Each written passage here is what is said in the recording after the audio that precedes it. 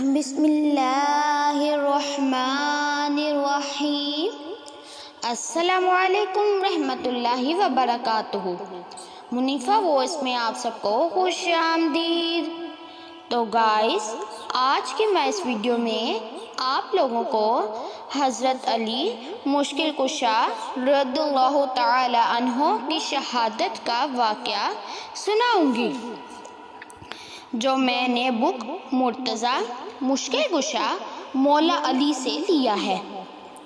خوارج میں سے 3 اشخاص عبد الرحمن بن ملجم، برق بن عبد الرحمن تمیمی اور عمرو بن بکیر تمیمی نے مکہ مکرمہ میں ایک خفیہ میٹنگ کی، جس میں حضرت مولا علی، امیر معاویہ اور عمرو بن عاص رضی اللہ تعالی عنہ کو شہید کرنے کا منصوبہ بنایا اور طے پایا کہ تینوں پر بیک وقت ہی حملہ کیا جائے۔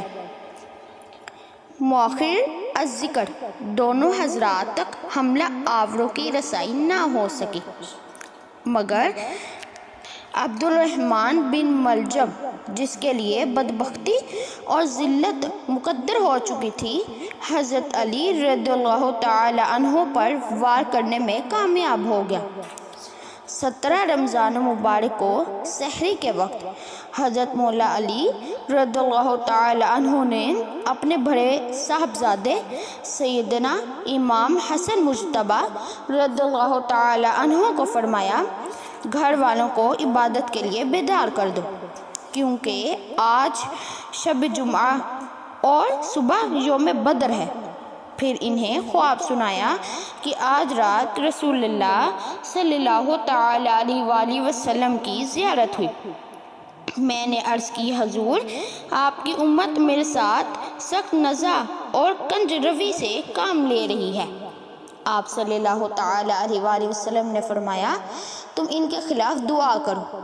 میں نے یوں دعا کی، یا اللہ، مجھے ان لوگوں سے بہتر لوگوں میں پہنچا دے اور ان پر کسی برے شخص کو مسلط کر دے۔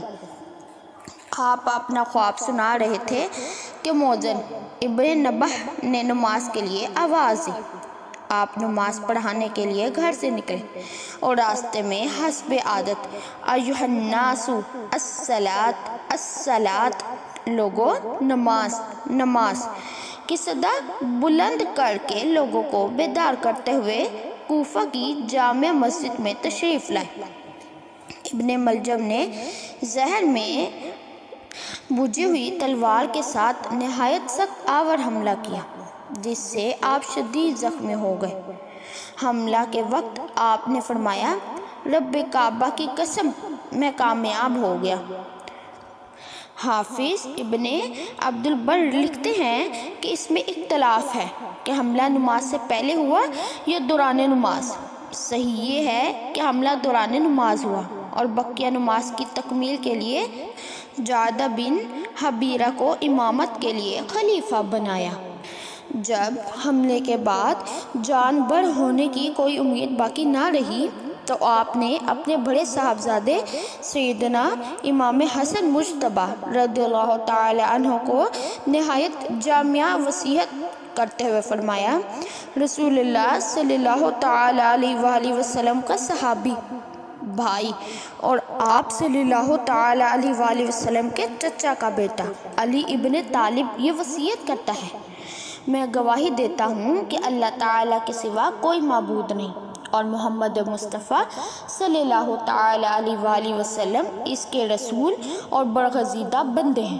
اللہ تعالیٰ نے آپ کو اپنے علم کے مطابق پسند فرمایا اور مخلوق کے لیے رہنما بنایا۔ بے شک روز محشر اللہ تعالیٰ قبروں سے لوگوں کو اٹھائے گا، ان کے اعمال کا حساب لے گا اور وہی دلوں کے بھید جاننے والا ہے۔ پھر فرمایا، حسن دیکھو، میرے قاتل کو میرے کھانے جیسا کھانا کھلاؤ، اگر زندہ رہا تو اپنے معاملے کا خود فیصلہ کروں گا، اگر اس حملے سے جان بر نہ ہو سکوں تو حملہ آور کو قتل کر دینا، مگر اس پر صرف ایک ہی وار کرنا اور اس کا کان، ناک، ہونٹ وغیرہ اعضاء کاٹ کر مسئلہ ہرگز نہ کرنا، کیونکہ میں نے رسول اللہ صلی اللہ تعالی علیہ وآلہ وسلم سے سنا، آپ نے فرمایا مسئلہ کرنے سے بچو، اگرچہ باولا کتا ہی کیوں نہ ہو۔ اے حسن، میرے کفن میں گرہ قیمت کپڑا استعمال نہ کرنا، کیونکہ رسول اللہ صلی اللہ تعالی علیہ وآلہ وسلم نے یہی ہدایت فرمائی ہے۔ اے بنی عبد المطلب، میری وجہ سے مسلمانوں کی خون ریزی نہ کرنا، خبردار صرف میرے قاتل ہی کو سزا دینا، اگر اس کے حملے کی وجہ سے میری موت واقع ہو جائے تو اس پر صرف ایک ہی وار کرنا۔ اس وصیت کے بعد آپ نے سوائے کلمہ طیبہ کے اور کوئی بات نہیں کی۔ پھر 21 رمضان مبارک میں علم و معرفت، شجاعت و بصالت، خلق و مروت، ایثار و سخاوت کا یہ آفتاب عالم تاب غروب ہو گیا۔ تو گائز، یہ تھے میری آج کی ویڈیو۔ امید کرتی ہوں میری آج کی ویڈیو بھی آپ لوگوں کو اچھی لگی ہوگی۔ اگر میری آج کی ویڈیو اچھی لگی تو اس کو لائک، شیئر اور میرے چینل کو سبسکرائب کرنا مت بھولیں گا، تاکہ ہر نئی آنے والی ویڈیو کی نوٹیفیکیشن آپ کو بروقت موصول ہو جائے اور آپ اسی طرح سے ہی اچھے واقعات سن سکیں۔